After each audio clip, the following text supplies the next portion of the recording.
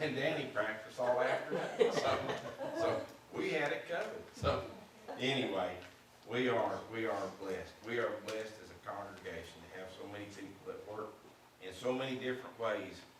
And I'm mightily grateful because, you know, not all congregations are like that.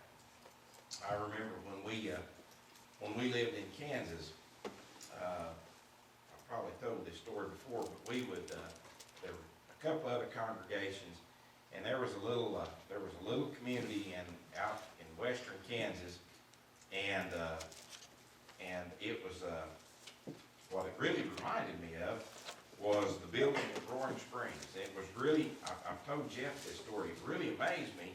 I think back in that era, they must have built every one of those churches the same way, because it was identical. I mean, I stepped in that the first time, and I looked around and I thought, this is Roaring Springs made over. Anyway, the sad thing is there were three ladies, and they were what was left of the church, and these ladies were older ladies, and but we would take turns and drive about 2.5 hours to get there to bring the lesson and to bring the service to them. And finally, one of the ladies, her health failed her to the point that she had to move away, and the other two ladies asked us not to come anymore. So they would drive the 60 plus miles or whatever it was to Great Bend if they could. In the wintertime, it could be pretty tough. So this evening, we're going to be looking we're going to start out in Joshua, the book of Joshua. And if you want to be turning to Joshua 24, we're going to start in verse 14 and 15.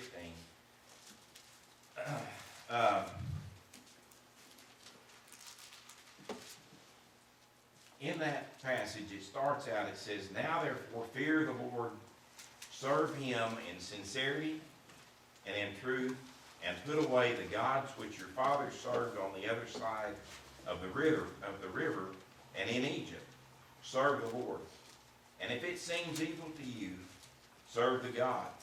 If it seems evil to you to serve the Lord, choose for yourselves this day whom you will serve, whether it's the gods of your fathers served that were on the other side of the river, or the gods of the Amorites in whose land you dwell. But as for me and my house, we will serve the Lord." To me, that is one of my most favorite passages of the Bible. And the reason it is because Joshua basically drew a line in the sand and said, this is what I'm going to do. And if you choose to do something different, so be it. What we want to determine in our lesson today is how do we surrender our will to God. And I know Nathan probably won't forget or remember this, but several weeks ago, he led a song, and it was on Sunday night, and the song was "I Surrender All."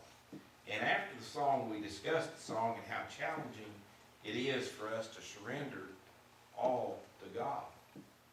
And I thought about that, and I asked myself, why? Why is it so hard for me to surrender my life, my will, and my love to God? Why is it so hard for us to do that? Why is it so hard for me to do that? And from this, I asked the following question of myself. What does it mean to surrender? To surrender my will, my life, and my love to God. 2, what happens when I don't surrender my will to God? And 3, how do I surrender my will to God? In the first part, what does it mean to surrender my will, my life, and my love to God? And the first thing I ask myself is, well, what is the meaning of surrender? What does it mean when I say I'm going to surrender something? Well, I always go to Webster's dictionary. And the definition there is, for surrender, is to yield to the power, control, or possession of another upon compulsion or demand. And I thought about this, and I thought, well, what does it mean for me to surrender my will to God? And then I thought about this. I thought about the book of Genesis. So I went back and I looked in Genesis, and if you look in Genesis, if you look in Genesis 1 and verse 1, it says, "In the beginning, God." Think about that a minute. In the beginning, God.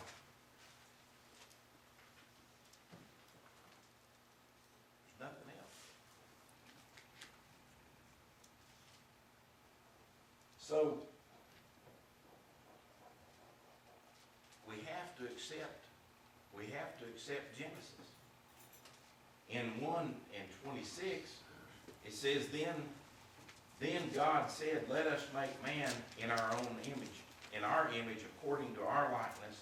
Let him have dominion over the fish of the sea, over the birds of the air, over the cattle, over all the earth, over every creeping thing that creeps on the earth. In verse 27 it says, so God created man in his own image. In the image of God he created him, male and female, he created them. So, we are created by God. From the dust of this earth, God created us. We are clay. So, I ask myself, and you ask yourself, so why would the clay try to impose its will over that of the potter? Why would we do that? Why would people do that? If we don't accept Genesis, then we don't accept that there's a greater authority than ourselves. If you can't accept Genesis, you just as well stop right there. The second part of it is what happens when I don't surrender my will to God. Well, the first thing that happens is sin invades our lives and our hearts. If you go back to the passage above, Joshua was telling the people there that they have a choice. They have a choice of whether they serve God or whether they serve the man-made gods that the Amorites had or the gods that the Egyptians had or that. But he said, you have a choice today. Who are you going to serve? You're going to serve one or the other. So who are you going to serve?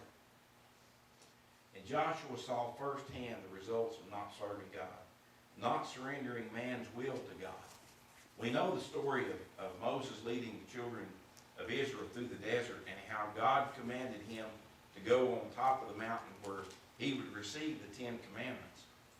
But the faith of the children of Israel was weak, and when their leader left, we see how their faith faltered. If you look over in the book of Exodus, and you look in chapter 32, beginning in verse 1, it says, Now when the people saw that Moses delayed coming down from the mountain, the people gathered together to Aaron and said to him, Come, make us gods that shall go before us. For as for this Moses, the man who brought us up out of the land of Egypt, we do not know what is becoming him. I read that and I just kind of have to shake my head when they say, well, as far as this guy Moses, we don't know anything about this guy. Thinking this man has led you through the desert, and you refer to him, in that manner. And it just shows you the arrogance of the people. And Aaron said to them, Break off the golden earrings which are in the ears of your wives, your sons, and your daughters, and bring them to me. So all the people broke off the golden earrings which were in their ears and brought them to Aaron.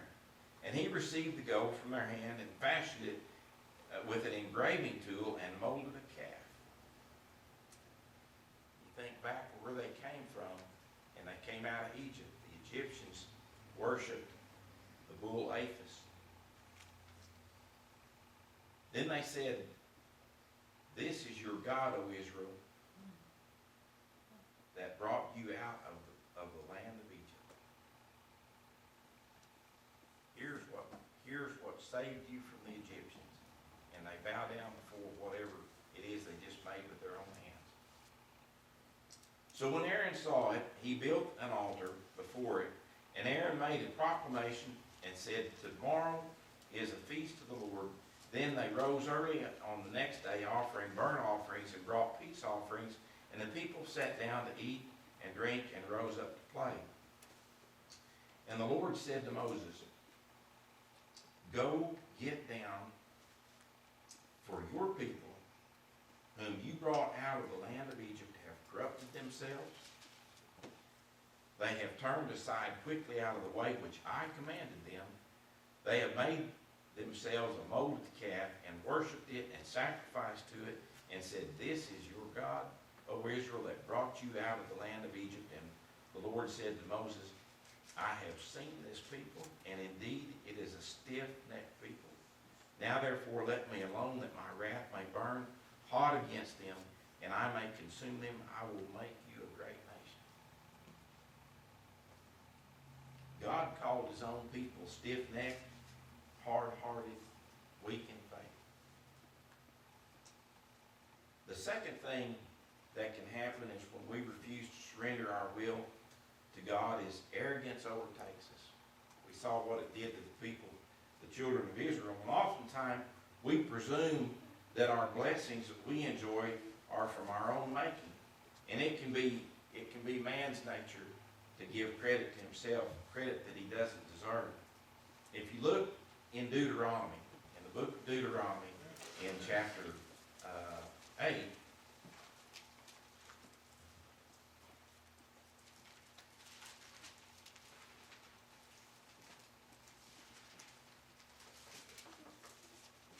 beginning in verse 10, it says, "When you have eaten and are full, then you shall bless the Lord your God for the land which he has given you. Beware that you do not forget the Lord your God by not keeping his commandments, his judgments, and his statutes, which I command you today.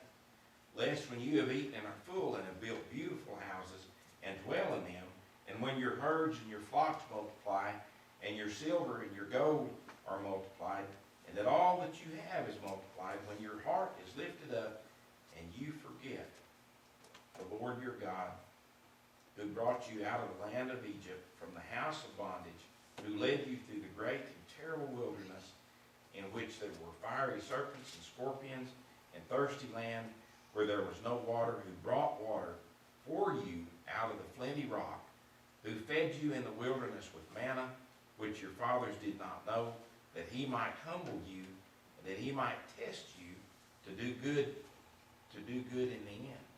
Then you say in your heart, my power and the might of my hand have gained me this wealth."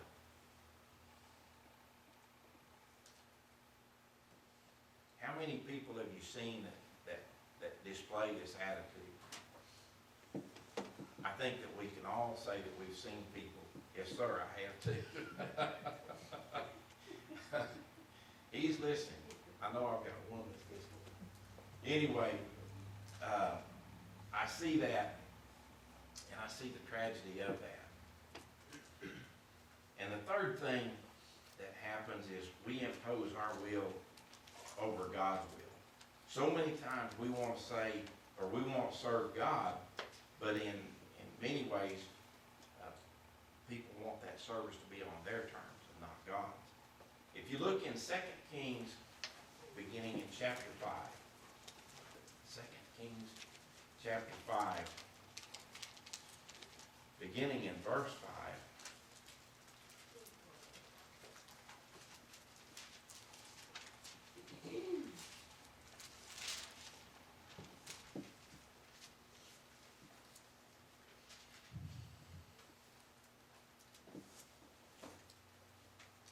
"Then the king of Syria said, 'Go now, and I will send a letter to the king of Israel.' So he departed.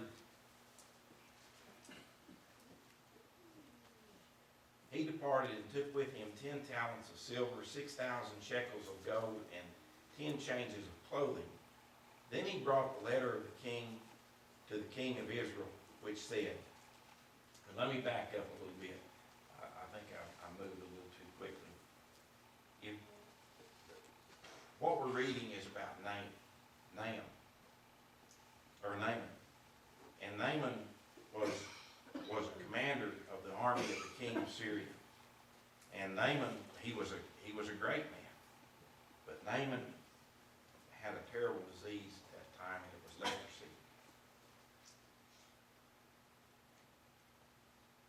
And in that, his wife had a young girl that was a servant girl to them, and she made mention of the prophet of Israel.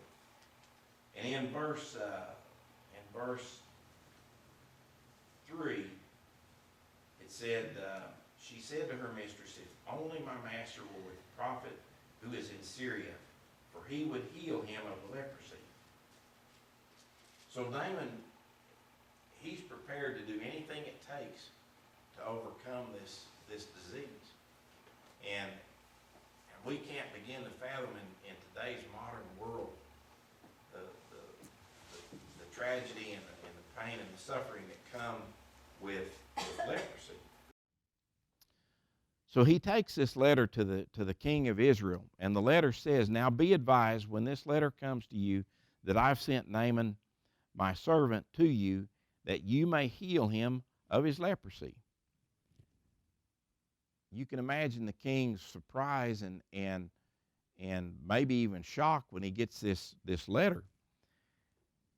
And it happened when the king of Israel read the letter that he tore his clothes and said, "Am I God to kill and make alive, that this man sends to me a man to me to heal of his leprosy? Therefore, please consider and see how he seeks a quarrel with me." So it was when Elisha, the man of God, heard that the king of Israel had torn his clothes, that he sent to the king, saying, "Why have you torn your clothes? Please let him come to me, that he shall know that there is a prophet in Israel." Then Naaman went with his horses and his chariot and stood at the door of Elisha's house. And Elisha sent a messenger to him, saying, "Go and wash in the Jordan 7 times, and your flesh shall be restored to you, and you shall be clean." Elisha didn't even come out of the house. He didn't even go talk to him. He just sent a messenger to him. But Naaman became furious, and he went away and said, "Indeed, I said to myself, he will surely come out and stand and call on the name of the Lord his God and wave his hand over the place and heal the leprosy." Naaman expected the show to be put on. He expected pomp and pageantry. And what he got was just a simple messenger that came and said, "Go to the river Jordan and dip in this muddy, nasty river 7 times and you'll be healed."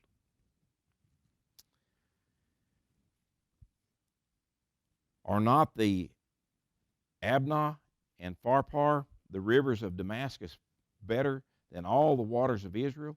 Could I not wash in them and be clean? So he turned and went away in a rage. And his servants came near and spoke to him and said, "My father, if the prophet had told you to do something great, would you not have done it? How much more then when he says to you, 'Wash and be clean'?"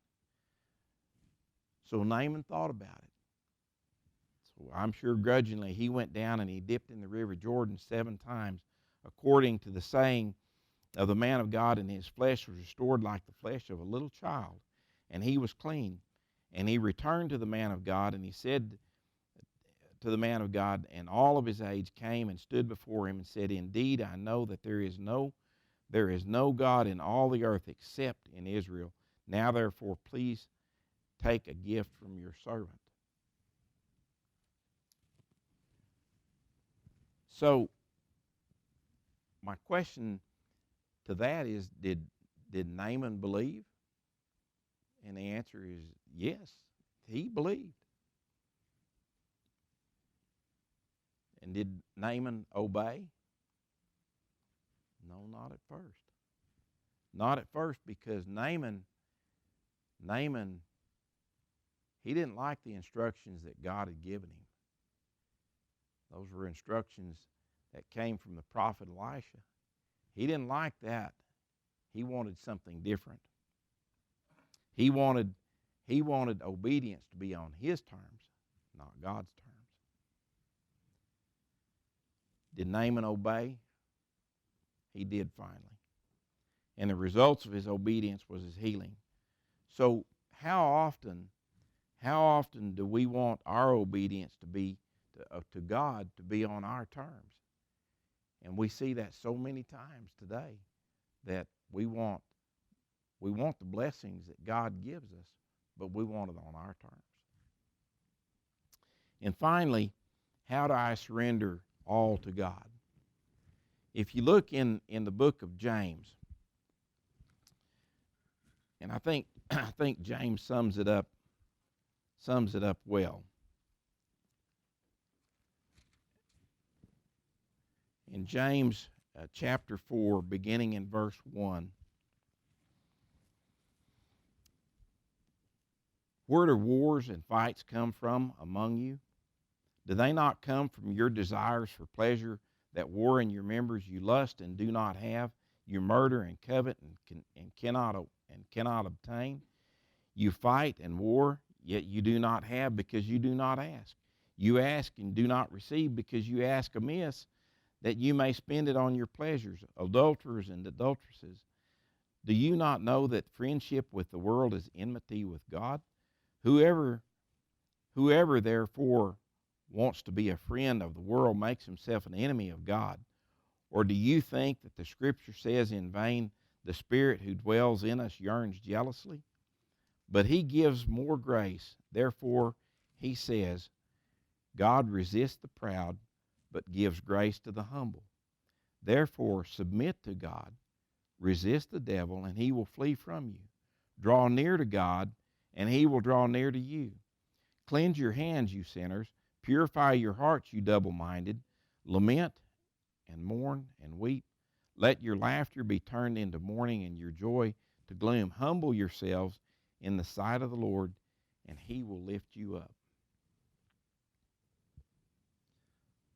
Some say, doesn't God give us free will?